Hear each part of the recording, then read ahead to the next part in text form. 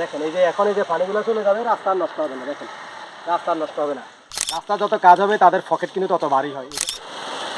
পুরো পুরো রাস্তায় যারা আছে, মানে যাদের বাড়ির সামনে রাস্তা আছে, আমরা কিন্তু চাইলে প্রত্যেকে যদি এভাবে কাজগুলো করে দিই তাহলে কিন্তু রাস্তা, দেখেন এই যে পানি থাকে না, পানি থাকলে কিন্তু রাস্তা নষ্ট হয়ে যাবে। এটা আপনি চাইলে এই ধরনের কোনো যে যন্ত্র আপনার কাছে থাকতে হবে তা না।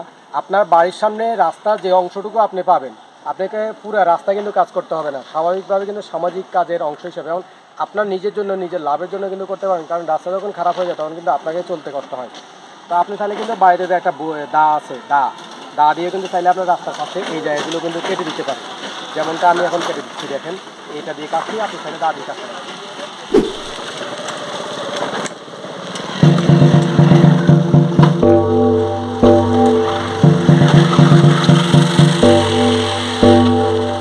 পুরো পুরো রাস্তায় যারা আছে, মানে যাদের বাড়ির সামনে রাস্তা আছে, আমরা কিন্তু চাইলে প্রত্যেকে যদি এভাবে কাজগুলো করে দিই তাহলে কিন্তু রাস্তা, দেখেন এই যে পানি থাকে না, পানি থাকলে কিন্তু রাস্তা নষ্ট হয়ে যাবে। এটা স্বাভাবিক। আপনি জানেন যে রাস্তা যদি পানি জমে তাহলে কিন্তু রাস্তা নষ্ট হয়ে যাবে। এই যে আমি এই মাত্র কেটেছি, এখন এই জায়গাটা একেবারে ফাঁকা হয়ে গেছে। দেখেন এই যে এখন এই যে পানিগুলো চলে যাবে, রাস্তা আর নষ্ট হবে না। দেখেন রাস্তা আর নষ্ট হবে না।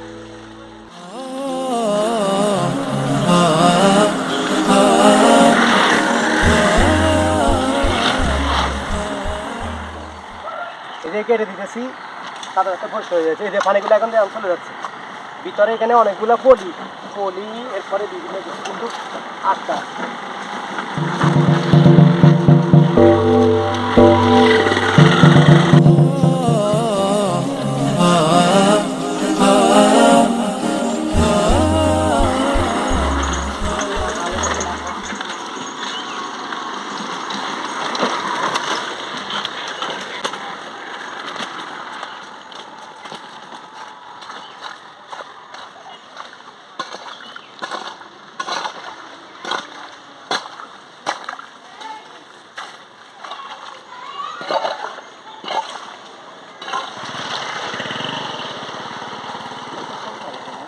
আপনার রোডে দেখা গেছে যে এইভাবে যে পানিগুলো আছে, এগুলো যদি আমরা যদি করে দিই, সরাই দিই, তাহলে কিন্তু আপনার ওই যে রোড ক্ষতিগ্রস্ত থেকে কিন্তু বাঁচে।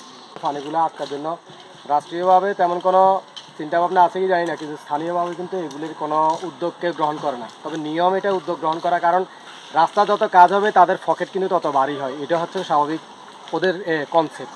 এই কনসেপ্টের উপরে কিন্তু এরা এই কাজগুলো নিজ উদ্যোগে করতে চায় না।